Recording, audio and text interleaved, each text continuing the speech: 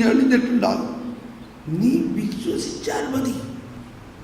ഞാൻ വിശ്വസിച്ചാൽ മാത്രം മതി. ഞാനൊന്നും ചെയ്യട്ടെ? നീ ഒന്നും ചെയ്യണ്ട. നീ വിശ്വസിച്ചാൽ ഇപ്പോ മഹത്വം കാണും.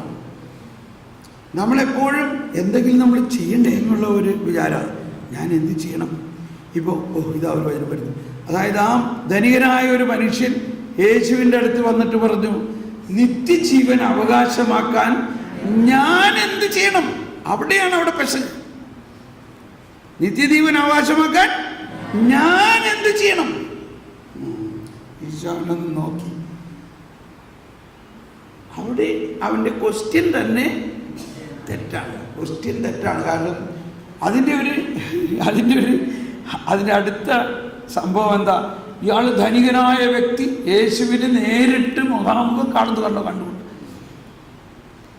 പക്ഷേ അത് കഴിഞ്ഞിട്ട് അടുത്ത സ്റ്റെപ്പിൽ യേശു മുന്നോട്ട് പോകുമ്പോൾ ഒരു അന്ധനായ വ്യക്തി, ആര്? നമ്മുടെ ബർത്തിമേവൂസ്. ഈ ജനക്കൂട്ടങ്ങളുടെ തിരക്കൊക്കെ കണ്ടിട്ട് ഈ അന്ധൻ യാചകൻ കണ്ടോ, ഇയാൾ ധനികൻ, കാഴ്ചകളോ. ഇതിന് നേരെ ഓപ്പോസിറ്റാണ്. അന്ധനും ദരിദ്രനും. അയാൾ യേശുവിൻ്റെ അടുത്ത് വന്നൊന്നുമില്ല. ബഹളം കേട്ട് എന്താ സംഭവിക്കണേ എന്ന് ചോദിച്ചപ്പോൾ നസ്രായനായ യേശു കടന്നു പോകുന്നു എന്ന് പറഞ്ഞു. ഉടനെ ഇവൻ പറയാണ്, ദാവീദിന്റെ പുത്രനായ യേശുവേ, എന്നിൽ കനിയണമേ. അങ്ങ് അതിലെ വഴിയിലൂടെ പോയിരുന്ന യേശു ഇത് കേട്ടിട്ട് അവിടെ നിന്നു. മറ്റുള്ളവരാരും പറയാത്ത ഒരു ശബ്ദം. ഇവനെന്താ പറയണേ? ദാവീദിന്റെ പുത്രനായ യേശുവേ എന്ന് പറഞ്ഞപ്പോ ഉടനെ യേശുവിൻ്റെ കാതുകളിൽ അത് സ്പർശിച്ചു. യേശു അവിടെ നിന്നു. അവനെ എൻ്റെ അടുത്ത് കൊണ്ടുവരുവിൻ എന്നും പറഞ്ഞു. അവൻ അടുത്ത് വന്നപ്പോൾ യേശു, ഈ ധനികൻ യേശുവിനോട് ചോദിച്ച ചോദ്യം യേശു ഇവനോട് ചോദിക്കുകയാണ്. എന്താ യേശു ചോദിക്കണേ? ഞാൻ നിനക്ക് എന്ത് ചെയ്യണം? ഒന്ന് ആലോചിച്ച് നോക്കി. കർത്താവ് നമ്മുടെ മുമ്പിൽ വന്നിട്ട് ചോദിക്കുകയാണ്, ഞാൻ നിനക്ക് വേണ്ടി എന്ത് ചെയ്യണം? അവൻ പറഞ്ഞു, എനിക്ക് കാണണം. പക്ഷെ അപ്പൊ അവൻ ഈ ആളെ ആരായിട്ട് മനസ്സിലാക്കുന്നത്?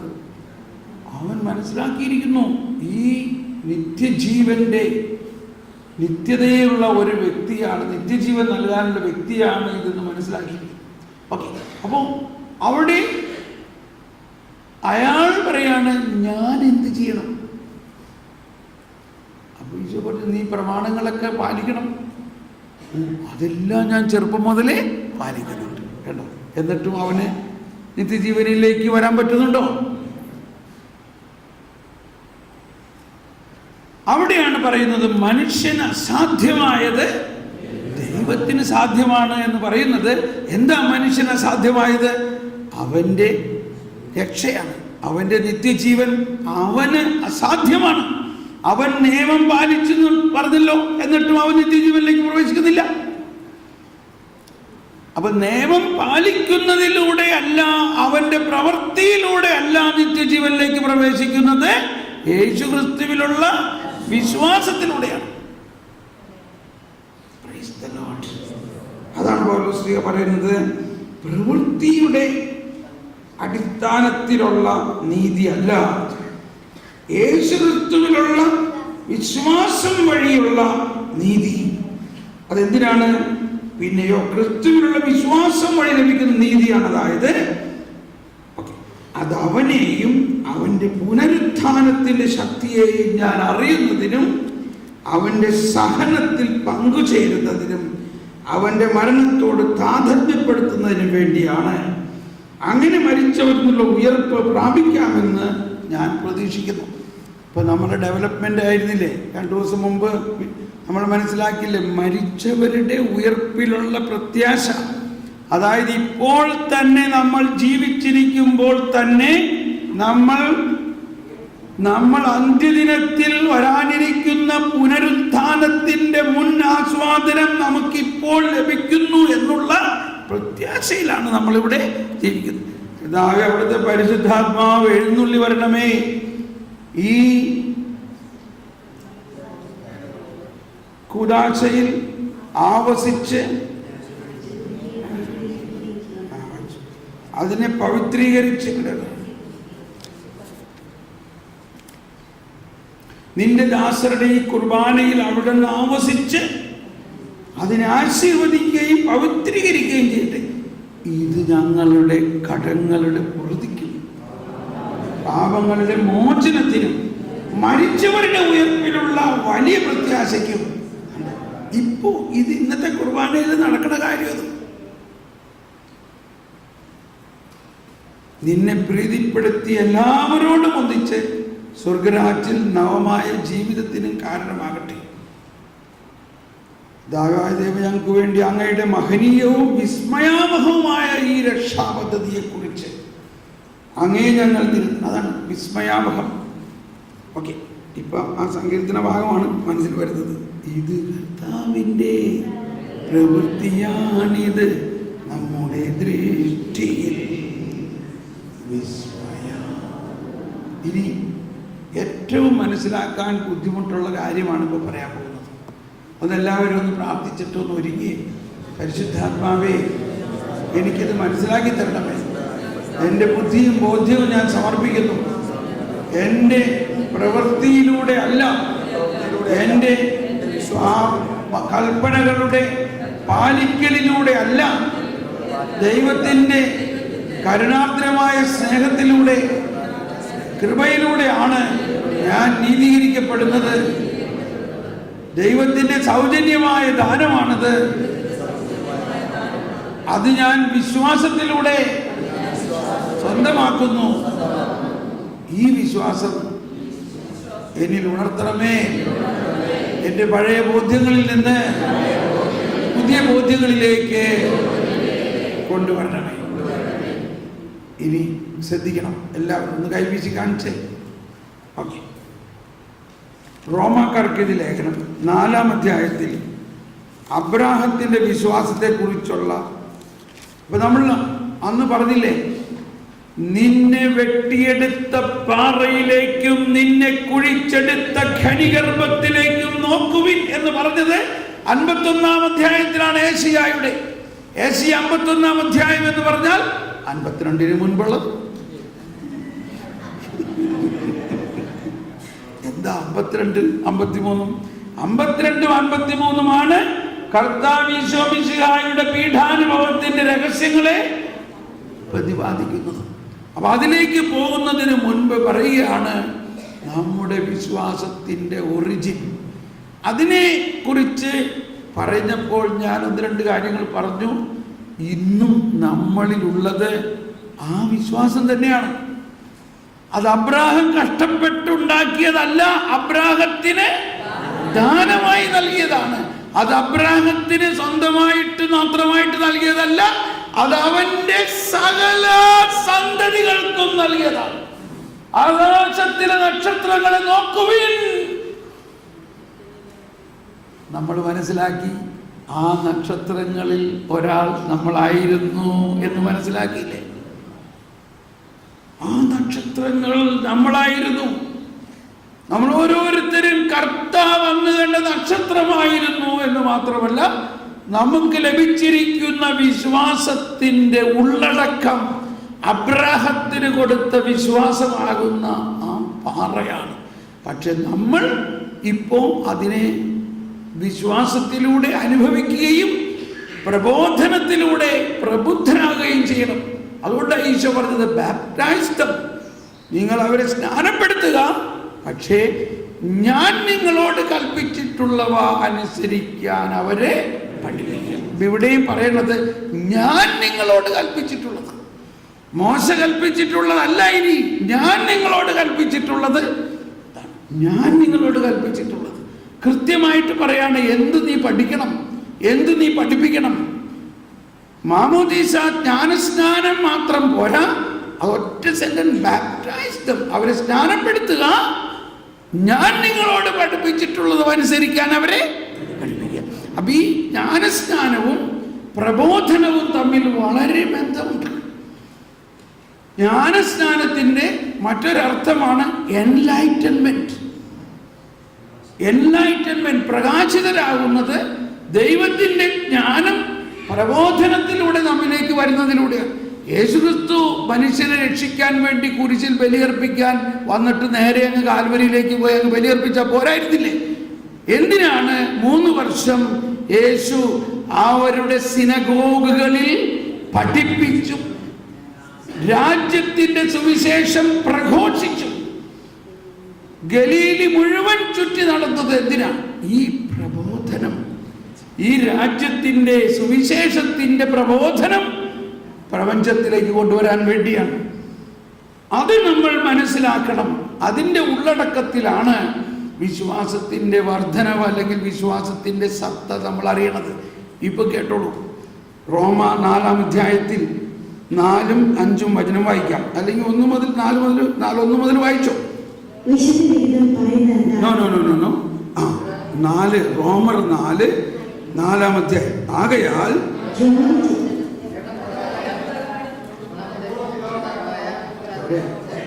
റോമർ 4:1 മുതൽ ജനപ്രകാരം നമ്മുടെ പൂർവ്വപിതാവായ അബ്രാഹത്തെ കുറിച്ച് എന്താണ് പറയേണ്ടത്? അബ്രാഹം പ്രവൃത്തികളാലാണ് നീതീകരിക്കപ്പെട്ടതെങ്കിൽ അവന് അഭിമാനത്തിന് വകയുണ്ട്, ദൈവസന്നിധിയിൽ അല്ലെന്ന് മാത്രം. വിശുദ്ധ ഗീതം പറയുന്നത് എന്താണ്? അബ്രാഹം ദൈവത്തിൽ വിശ്വസിച്ചു, അതവന് നീതിയായി പരിഗണിക്കപ്പെട്ടു. ജോലി ചെയ്യുന്നവരെ കൂലി കണക്കാക്കപ്പെടുന്നത് ദാനമായിട്ടല്ല, അവകാശമായിട്ടാണ്. പ്രവൃത്തികൾ കൂടാതെ തന്നെ പാപിയെ നീതീകരിക്കുന്നവരെ വിശ്വസിക്കുന്നവരുടെ വിശ്വാസം നീതിയായി പരിഗണിക്കപ്പെടുന്നു.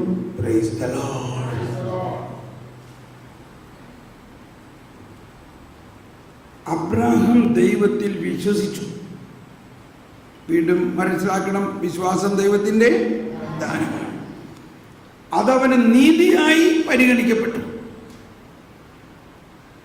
എന്നിട്ട് ഒരു നല്ല വ്യാഖ്യാനമാണ് പൗലോസ്, ജോലി ചെയ്യുന്നവൻ്റെ കൂലി കണക്കാക്കപ്പെടുന്നത് ദാനമായിട്ടല്ല, അതവൻ്റെ അവകാശമാണ്. ഇപ്പം നമ്മളൊരു മാസം ഒരു സ്ഥലത്ത് ജോലി ചെയ്യും, നമുക്ക് 10,000 രൂപ 20,000 രൂപ അല്ലെങ്കിൽ 50,000 രൂപ ശമ്പളം കിട്ടും.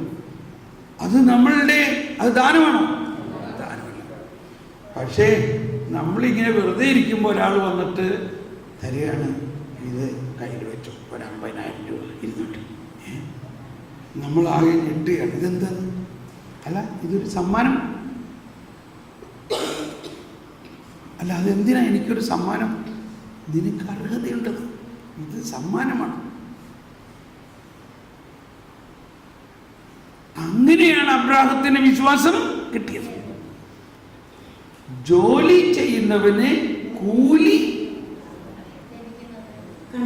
കണക്കാക്കപ്പെടുന്നത് ഇത് മനസ്സിലാക്കിയാൽ എളുപ്പം മനസ്സിലാവും. ദാനമായിട്ടല്ല, അത് അവകാശമാണ്. എന്നിട്ട് പറയുകയാണ് അടുത്തത്, പ്രവൃത്തികൾ. എല്ലാവരും ശബ്ദമുയർത്തി ഏറ്റു വായിച്ചുകൊണ്ട്, പ്രവൃത്തികൾ കൂടാതെ തന്നെ പാപിയെ നീതീകരിക്കുന്നവനിൽ വിശ്വസിക്കുന്നവന്റെ വിശ്വാസം നീതിയായി പരിഗണിക്കപ്പെടുന്നു.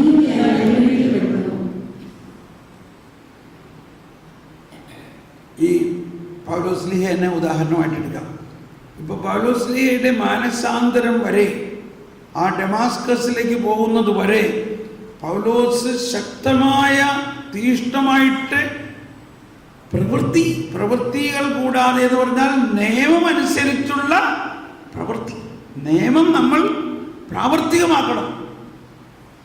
ആ നിയമത്തെ കണിശമായി പാലിക്കുക എന്നതാണ് അവിടുത്തെ പ്രവൃത്തി. ഇത് മറ്റേ യാക്കോബ് ശ്ലീഹയുടെ ലേഖനത്തിൽ എഴുതിയിരിക്കുന്ന ദിവ്യകാരുണ്യ പ്രവൃത്തിയെക്കുറിച്ചല്ല. അത് നേരം നിങ്ങൾ പ്രവൃത്തിയില്ലാത്ത വിശ്വാസം നിർജീവമാണെന്ന് പറയുന്നത് ഒരു വിശ്വാസിക്ക് പരസ്നേഹത്തിൻ്റെ മറ്റു സഹോദരങ്ങളെ സ്നേഹിക്കുക എന്നുള്ളത് അവൻ്റെ വിശ്വാസത്തിൻ്റെ പ്രവൃത്തിയാണ്. ഇത് ആ കാര്യത്തിലല്ല. ഇത് ഒരുവന്റെ പാപത്തിൽ നിന്ന് അവന് മോചനം കിട്ടുന്നതിന് അവൻ നിയമത്തിന്റെ അനുഷ്ഠാനമാകുന്ന ആ പ്രവൃത്തിയെ അല്ല, മറിച്ച് അപ്പോൾ പൗലോസ് അതുവരെ നിയമത്തെ കൃത്യമായി അനുഷ്ഠിക്കുന്നതിലൂടെ നീതീകരിക്കപ്പെടുമെന്നാണ് വിചാരിച്ചിരുന്നത്, അല്ലേ? മനസ്സിലായില്ലേ? അതാണ് പഴയ നിയമം, അതാണ് ഫരിസേയർ നിയമം എന്ന് പറയുന്നത്. അതാണ് ഫരിസേയരുടെ നീതി എന്ന് പറയുന്നത്. നിയമത്തിന്റെ അനുഷ്ഠാനത്തിലൂടെ നീതീകരിക്കും. ഇവിടെ പറയുന്നത് പ്രവൃത്തികൾ കൂടാതെ തന്നെ പാപിയെ നീതീകരിക്കുന്നു. അവിടെയാണ് നമുക്ക് ബുദ്ധിമുട്ടുള്ളത് മനസ്സിലാക്കാൻ. പ്രവൃത്തികൾ കൂടാതെ തന്നെ പാപിയെ നീതി. അപ്പൊ നമ്മൾ വലിയൊരു പാപം ചെയ്തു, നമ്മൾ ഭയങ്കര പ്രയാസമാണ്. ഇപ്പോൾ നമ്മൾ ശിക്ഷിക്കപ്പെടും എന്നുള്ള പ്രയാസമുണ്ട്, ആ നിയമം ലംഘിച്ചിരിക്കുന്നു എന്നുള്ള പ്രയാസമുണ്ട്. പക്ഷേ കുറച്ച് കഴിഞ്ഞിട്ട് വീണ്ടും നമ്മളിങ്ങനെ ചെയ്യാം. പക്ഷെ ഇവിടെ എന്താണ്? യേശുക്രിസ്തുവിൽ വിശ്വസിക്കുക. യേശുക്രിസ്തു എൻ്റെ പാപത്തിന് പരിഹാരം ചെയ്തു എന്നും അങ്ങനെ യേശു എൻ്റെ പാപത്തെ നീതീകരിക്കുന്നു എന്നും വിശ്വസിക്കാൻ പറ്റുന്നുണ്ടോ? ആ വിശ്വാസമാണ് അബ്രാഹത്തിന് കൊടുത്തിട്ടുള്ള വിശ്വാസത്തിൽ ഉണ്ടായിരുന്ന വിശ്വാസം. അബ്രാഹത്തിന് കൊടുത്തിരുന്ന വിശ്വാസം, അത് വിശ്വസിച്ചതിലൂടെ അബ്രാഹം നീതീകരിക്കപ്പെട്ടു.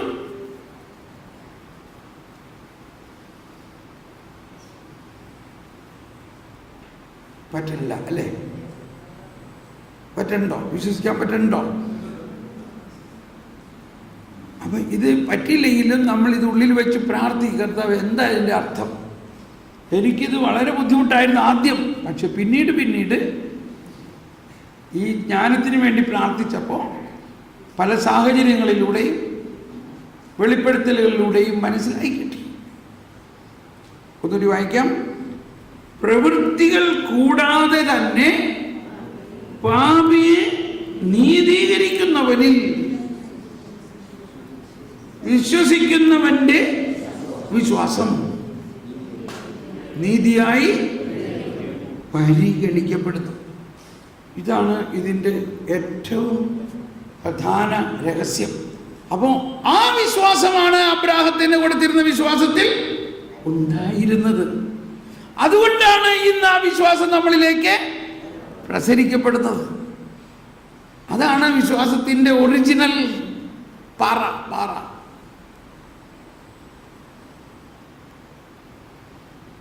ഒന്നുകൂടി. പ്രവൃത്തികൾ കൂടാതെ തന്നെ പാപിയെ നീതീകരിക്കുന്നവനിൽ വിശ്വസിക്കുന്നവന്റെ വിശ്വാസം നീതിയായി പരിഗണിക്കപ്പെടുന്നു. ഇനി അല്പം നമുക്ക് തുറന്ന് വായിക്കാം. പ്രവൃത്തികൾ നോക്കാതെ തന്നെ നീതിമാനെന്ന് ദൈവം പരിഗണിക്കുന്നവന്റെ ഭാഗ്യം ദാവീദ് വർണ്ണിക്കുന്നുണ്ട്. അത് വേണേ ഒന്ന് പാടാം. ദാവീദ് വർണ്ണിച്ചത്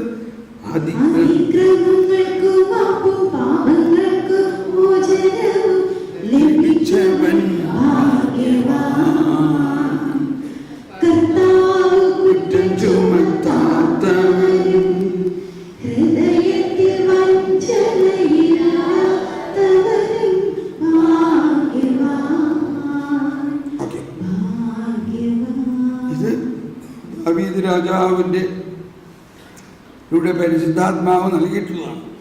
അതിക്രമങ്ങൾക്ക് മാപ്പും പാപങ്ങൾക്ക് മോചനവും ലഭിച്ചവൻ ഭാഗ്യവാൻ. എങ്ങനെ?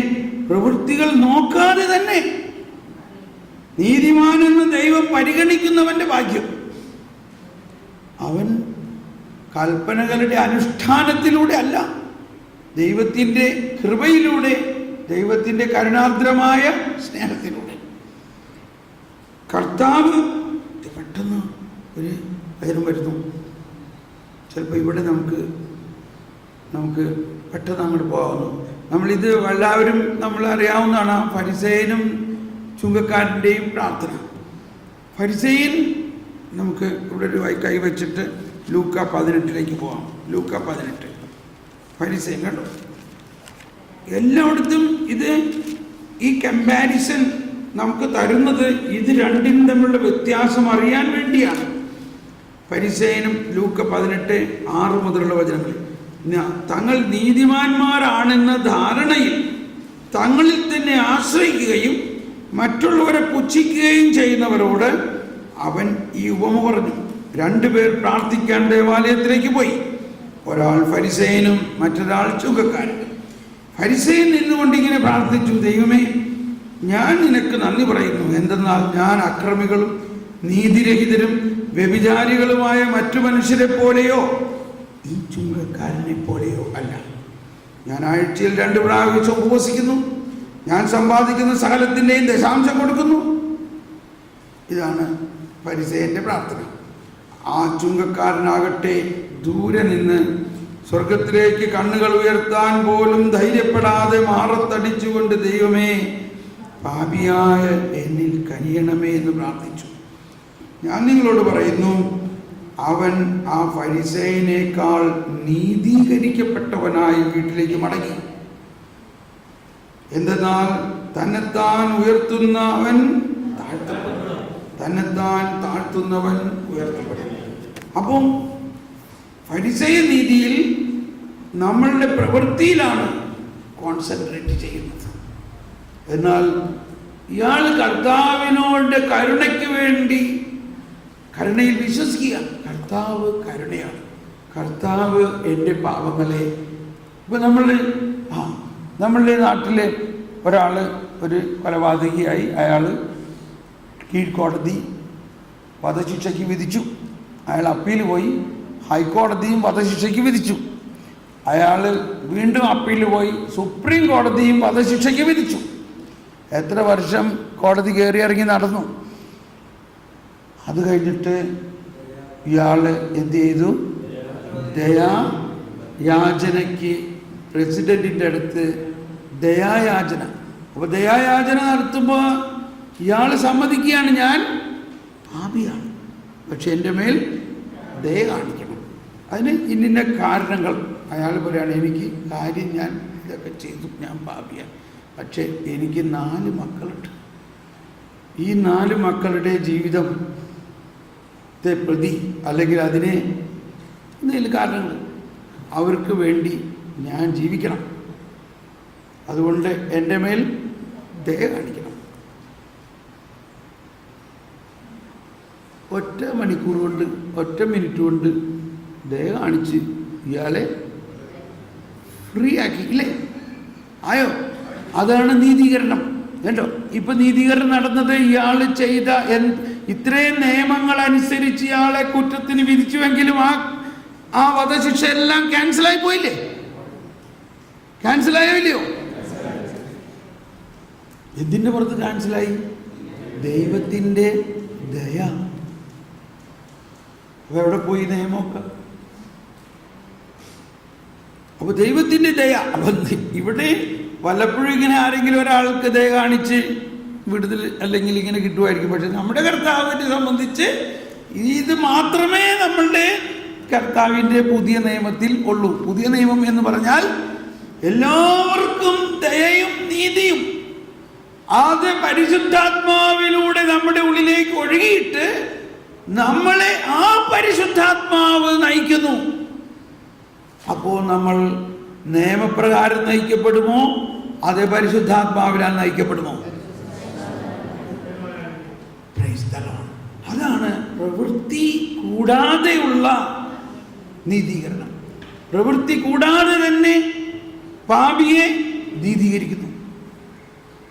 പ്രവൃത്തി കൂടാതെ തന്നെ പാപിയെ നീതീകരിക്കുന്ന ദൈവത്തിൻ്റെ നീതിയിലുള്ള വിശ്വാസം അവന് നീതിയായി പരിഗണിക്കപ്പെടുന്നു. കേൾക്കാൻ ചെവിയുള്ളവൻ കേൾക്കട്ടെ എന്ന് കർത്താവ് പറയണത് ഇങ്ങനെയുള്ള കാര്യത്തിലായിരിക്കില്ലേ? ഇതിപ്പോഴും നമുക്ക് മനസ്സിലായില്ലെന്ന് അയച്ച് വിഷമിക്കണ്ട. ഞാൻ പറഞ്ഞില്ലേ, പരിശുദ്ധ അമ്മയ്ക്ക് ചിലതൊന്നും മനസ്സിലായില്ല. ഈശോ പറഞ്ഞു, നിങ്ങൾ എന്തിനാ എന്നെ അന്വേഷിച്ച്? ഞാൻ എൻ്റെ പിതാവിൻ്റെ ഭവനത്തിലായിരിക്കണമെന്ന് നിങ്ങൾ അറിയേണ്ടതല്ലേ? എന്നിട്ട് അടുത്ത വചനം പറഞ്ഞിരിക്കുന്നതാണ്, അവൻ പറഞ്ഞത് എന്തെന്ന് അവർക്ക് മനസ്സിലായി. മനസ്സിലായില്ല. പറഞ്ഞ് നമ്മൾ നോക്കുമ്പോൾ അത്ര വലിയ കാര്യമൊന്നുമല്ലല്ലോ. പക്ഷെ അതിലെന്തോ നമ്മൾ ചിന്തിക്കുന്ന മാതിരിയല്ല മാതാവ് ചിന്തിക്കുന്നതല്ല. അവർക്ക് അതിൻ്റെ നിഗൂഢാത്മകതയിലേക്കാണ് ചിന്തിക്കുന്നത് മുഴുവൻ. പലരും പറയുന്നത് മാതാവിനെ ഒരുപക്ഷെ മരണശേഷം യേശു 3 ദിവസം കാണാതായപ്പോൾ, 3 ദിവസം യേശു ഭൂമിയുടെ അടിയിലേക്ക് പോയപ്പോൾ, ആ ഉയർത്തെഴുന്നേറ്റതിന് മുമ്പുള്ള 3 ദിവസത്തിൽ മാതാവിന് ഒരു പ്രത്യേക അനുഭവം ഉണ്ടായി. അപ്പോഴാണ് മനസ്സിലായത് അന്ന് 3 ദിവസം ഉണ്ണിയെ കാണാതായത് ഇതിൻ്റെ ഒരു മുൻകൂർ അനുഭവം തരാനായിരുന്നു എന്നൊക്കെ. മനസ്സിലാവണ്ടോ? അത് മനസ്സിലായി. അപ്പോൾ എല്ലാ കാര്യവും നമ്മൾ മനസ്സിലാവണമെന്നില്ല. പക്ഷേ അത് മാതാവ് ഹൃദയത്തിൽ എന്നിട്ട് ഇങ്ങനെ മനനം ചെയ്തുകൊണ്ടിരിക്കണം. എന്നിട്ട് ഈശോയുടെ മുമ്പിലിരുന്ന് പരിശുദ്ധാത്മാവിന് വേണ്ടി പ്രാർത്ഥിക്കുമ്പോൾ, അല്ലെങ്കിൽ ചിലപ്പോൾ രാത്രി കിടന്ന് ഉറങ്ങണ നേരത്താണ്. എനിക്ക് രാത്രി ചില നേരത്തെ ഇങ്ങനെ പെട്ടെന്ന് ഉറക്കത്തിൽ നിന്നിട്ടിട്ട് ഇങ്ങനെ ഇപ്പം മനസ്സിലായി.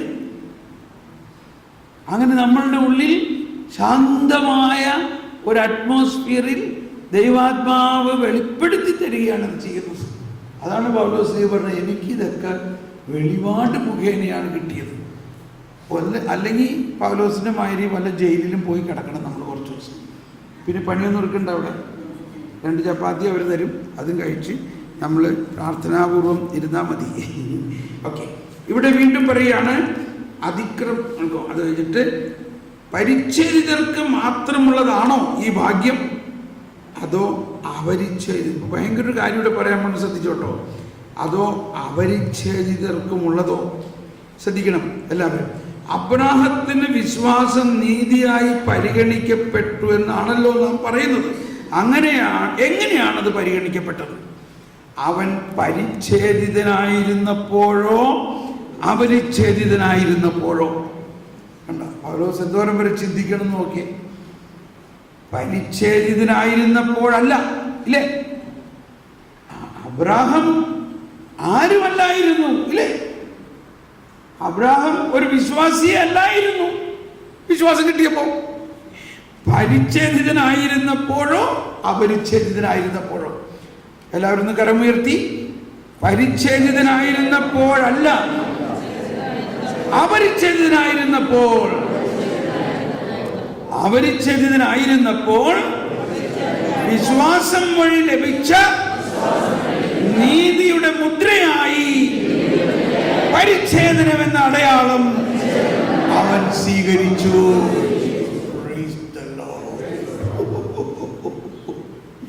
കണ്ടോ,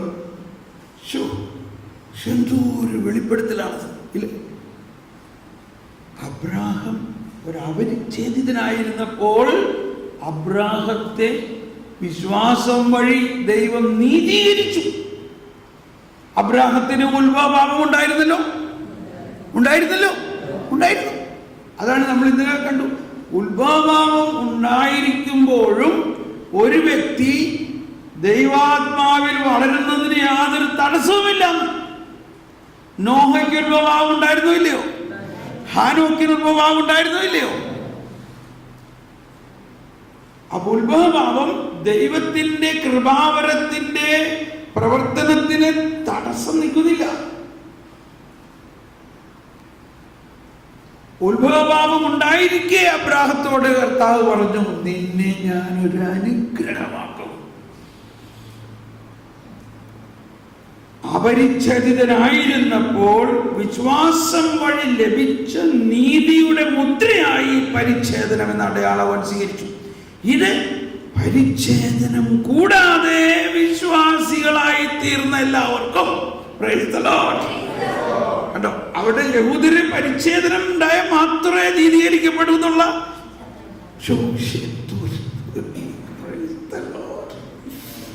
പരിച്ഛേദനം കൂടാതെ വിശ്വാസികളായി തീർന്ന എല്ലാവർക്കും അവൻ പിതാവാകേണ്ടതിനും അങ്ങനെ അത് അവർക്ക് നീതിയായി പരിഗണിക്കപ്പെടേണ്ടതിനുമായിരുന്നു. മാത്രമല്ല അതുവഴി അവൻ പരിച്ഛേദിതരുടെ പരിച്ഛേദനമേൽക്കുക മാത്രമല്ല, നമ്മുടെ പിതാവായ അബ്രാഹത്തിന് പരിച്ഛേദത്തിന് മുമ്പുണ്ടായിരുന്ന വിശ്വാസത്തെ അനുഗമിക്കുക കൂടി ചെയ്തവരുടെ പിതാവായി.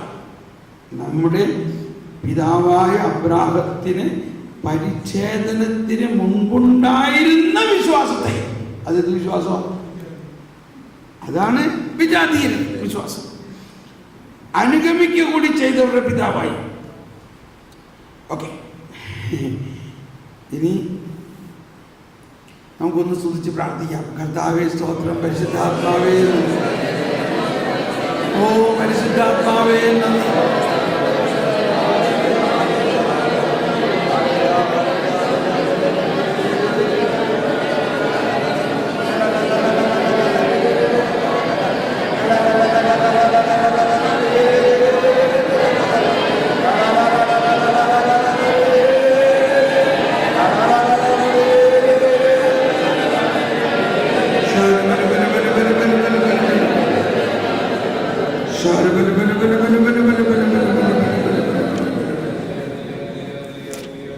വീണ്ടും സക്കേവൂസിന്റെ ഭവനത്തിൽ ചെന്നപ്പോൾ സക്കേവൂസ് പാപിയാണ്.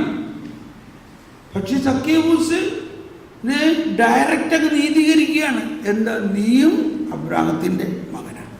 അപ്പോൾ നീതീകരണത്തിൽ നമ്മളെ സംബന്ധിച്ച് അബ്രാഹത്തിന് ദൈവം നൽകിയ വാഗ്ദാനത്തിന്റെ നടപ്പാക്കൽ കൂടിയാണ് നമ്മളെ സംബന്ധിച്ചുള്ള നീതീകരണം. അതുകൊണ്ടാണ് വിശ്വസ്തത, ദൈവത്തിന്റെ വിശ്വസ്തതയെക്കുറിച്ച് നമ്മൾ സങ്കീർത്തനത്തിൽ എല്ലാവരും പറഞ്ഞ 57 സങ്കീർത്തനത്തിൽ ദൈവം തന്റെ കാരുണ്യവും വിശ്വസ്തതയുമായിരിക്കും. അതാണ് ദൈവത്തിന്റെ വിശ്വസ്തത എന്ന് പറയുന്നത്. ദൈവം തൻ്റെ നീതി നടപ്പാക്കും എന്ന് ആരംഭം മുതൽ പറഞ്ഞിട്ടുള്ള എല്ലാ വാഗ്ദാനങ്ങളെ ഉറപ്പിച്ച അവിടുത്തെ ശബ്ദവും അതിനെ മുറുക്കെ പിടിക്കണം നമ്മൾ. ദൈവം നമ്മളോട്, നമ്മുടെ പിതാവായ അബ്രാഹത്തിനോട് വാഗ്ദാനം ചെയ്തത് നമുക്ക് കൂടി ഇന്ന് കിട്ടേണ്ടതാണ് ആ വാഗ്ദാനത്തിൻ്റെ ഫലങ്ങൾ. ഓക്കെ, സക്കേവൂസിൻ്റെ ഭവനത്തിൽ ചെന്നിട്ട് അപ്പോൾ അതിൽ നിന്നെല്ലാം മനസ്സിലാക്കേണ്ടത് സക്കേവൂസ് നിയമം അനുഷ്ഠിക്കാതെ പാപിയായ വ്യക്തിയാണെങ്കിലും അതൊന്നും അവന് നീതീകരിക്കുന്നതിന് തടസ്സമല്ല. സക്കേവൂസ് അവിടെ വിശ്വസിച്ചതായിട്ട് പോലും കൃത്യമായിട്ട് പറയുന്നില്ല. എങ്കിലും അവൻ്റെ വിശ്വാസത്തിൻ്റെ ഒരു ചെറിയ തീപ്പൊരി ഉണ്ടായിരുന്നു. അതുകൊണ്ടാണ് അവൻ കാണാൻ മുൻപേ ഓടി. അവൻ എന്ത് ചെയ്തു? അവരെല്ലാവരുടെയും മുമ്പേ ഓടി. എനിവേ, അപ്പം അവിടെ ഈശോ അവൻ്റെ ഭവനത്തിലേക്ക് പ്രവേശിച്ചു. ഓക്കെ, ഇനി ആ ചാപ്റ്ററിൽ തന്നെ വേറെ ഒരു സംഭവം പ്രതിപാദിക്കുന്നുണ്ട്. ഈ ലൂക്ക 19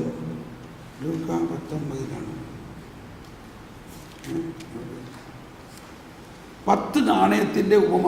നമുക്ക് ഇന്നലെ ഒരു 10 നാണയത്തിൻ്റെ കാര്യം കേട്ടില്ലേ? ഇത് വേറൊരു 10 നാണയം. ഇത് നമ്മൾക്ക് ഇത് ഒരു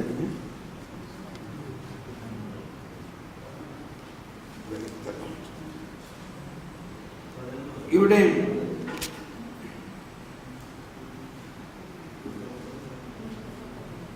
ഇതിൽ എന്തോരം വിശദമായിട്ട് എഴുതിയിരിക്കുന്നത്.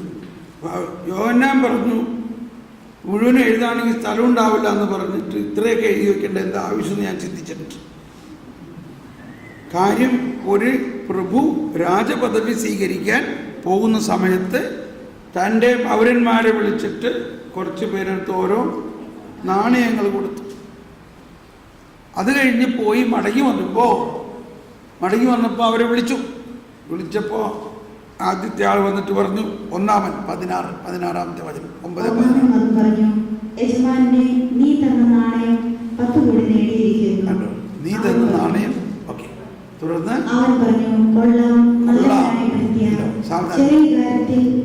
വിശ്വസ്തനായിരുന്നതുകൊണ്ട് 10 നഗരങ്ങളുടെ മേൽ നീ അധികാരിയായിരിക്കും. കൊള്ളാം എന്നുള്ള ദൈവവചനമാണ്. അതുകൊണ്ട് നല്ല കാര്യമാണ്. കൊള്ളാം എന്ന് പറയുമ്പോൾ മനസ്സിലാക്കണം. കൊള്ളാം. എന്താ കൊള്ളാം എന്ന് പറയണത്? നീ ചെറിയ കാര്യങ്ങളിൽ വിശ്വസ്തനായിരിക്കുന്നത് കൊണ്ട് 10 നഗരങ്ങളുടെ മേൽ നീ അധികാരിയായിരിക്കും. കേട്ടോ. എനിവേ, ഇതിൻ്റെ ക്ലൈമാക്സ് അവിടെയൊന്നുമല്ല. രണ്ടാമൻ വന്ന് പറഞ്ഞു, യജമാനനെ നീ തന്ന, വായിച്ചോളൂ, നീ തന്ന നാണയം 5 കോടി നേടിയിരിക്കുന്നു. യജമാനൻ അവനോട് പറഞ്ഞു, 5 നഗരങ്ങളുടെ മേൽ നീ അധികാരിയായിരിക്കും. വേറൊരുവൻ വന്ന് പറഞ്ഞു, യജമാനനെ ഞാൻ തുണിയിൽ പൊതിഞ്ഞു സൂക്ഷിച്ചിരുന്ന നിന്റെ നാണയം ഇതാ. നിന്നെ എനിക്ക് ഭയമായിരുന്നു, കാരണം നീ കർക്കശനും വയ്ക്കാത്തത് എടുക്കുന്നവനും വിധിക്കാത്തത് കൊയ്യുന്നവനുമാണ്. അവൻ പറഞ്ഞു, ദുഷ്ടകൃത്യ, നിന്റെ വാക്കുകൊണ്ട് തന്നെ നിന്നെ ഞാൻ വിധിക്കും. ഞാൻ കർക്കശനും വയ്ക്കാത്തത് എടുക്കുന്നവനും വിധിക്കാത്തത് കൊയ്യുന്നവനുമാണെന്ന് നീ അറിഞ്ഞിരുന്നല്ലോ.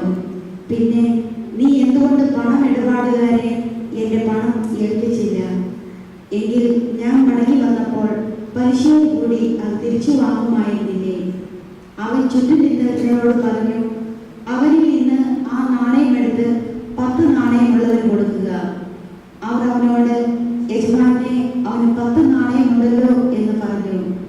ഞാൻ നിങ്ങളോട് പറയുന്നു, ഉള്ളവന് കൊടുക്കപ്പെടും, ഇല്ലാത്തവനിൽ നിന്ന് ഉള്ളത് പോലും എടുക്കപ്പെടും. ഞാൻ ഭരിക്കുന്നത് ഇഷ്ടമില്ലാതിരുന്ന എന്റെ ശത്രുക്കളെ ഇവിടെ കൊണ്ടുവന്ന് എന്റെ മുമ്പിൽ വെച്ച് കൊന്നുകളയുകയും. ഇപ്പൊ ഇവിടുത്തെ ക്ലൈമാക്സ് എന്താ? രണ്ടുപേരെ ആ നാണയം വർദ്ധിപ്പിച്ചു. എന്നാൽ മൂന്നാമത്തവൻ പറയുകയാണ്, ഞാനത് തുണിയിൽ പൊതിഞ്ഞ് സൂക്ഷിച്ച് അങ്ങനെ തന്നെ വെച്ചു. എന്തുകൊണ്ടാ? എനിക്ക്